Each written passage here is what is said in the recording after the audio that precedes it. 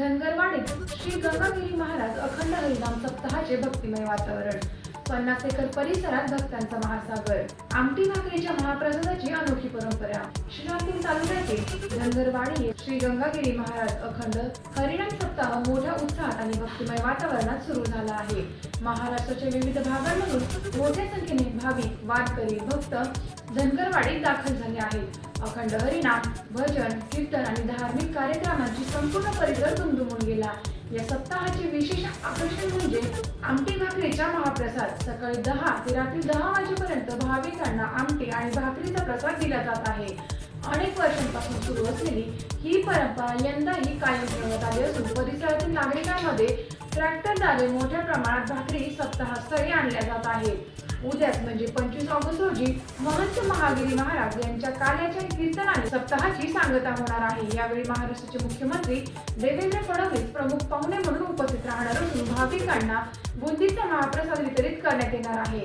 सुमारे 50 एकर परिसरात सुरू असलेल्या या धार्मिक सोहळ्याला भाविकांनी उत्स्फूर्त प्रतिसाद मिळाला। टाइम्स ऑफ महाराष्ट्राचे छत्रपती संभाजीनगर प्रतिनिधी पांडुरंग गायकवाड यांचा रिपोर्ट। बाबा बोला।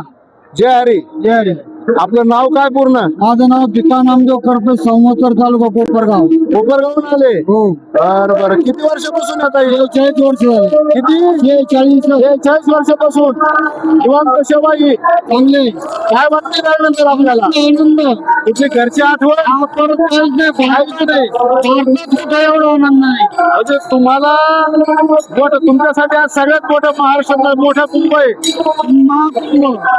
कुंभ पर्व आहे सगळ्यात मोठं। घरची काही चिंता नाही, काहीच नाही। किती वर्ष झाले आपल्याला? 40 वर्ष। सकाळची काय व्यवस्था असते आपल्या पाणी नाश्ता व्यवस्था असते? पूर्ण नाव सांगू शकता परत एक वेळ सांगा?